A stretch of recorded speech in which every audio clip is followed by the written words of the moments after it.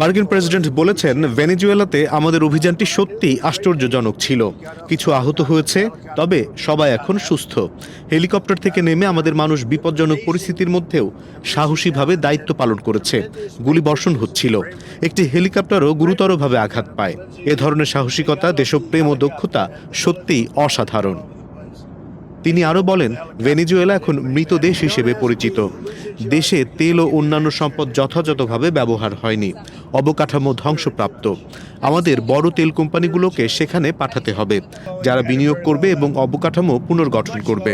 আমাদের সরাসরি কোনো টাকা ব্যয় করতে হবে না। আমরা শুধু দেশটিকে সঠিকভাবে দেখভাল করব, মানুষকে রক্ষা করব। বিশেষ করে যেসব ভেনেজুয়েলানরা আমাদের দেশে আসতে বাধ্য হয়েছেন, তাদের নিরাপত্তা নিশ্চিত করা হবে, তাদের সব রকম যত্ন নেওয়া হবে। প্রেসিডেন্টের ভাষ্য অনুযায়ী দেশের পুনর্গঠন শুধুমাত্র তেল শিল্পের মাধ্যমে হবে। তেল কোম্পানিগুলো প্রস্তুত, তারা গিয়ে পুনর্গঠন শুরু করবে। আমরা দেশের মানুষ ও সম্পদের প্রতি যত্নশীল থাকব এবং দেশটিকে আবারও শক্তিশালী করব।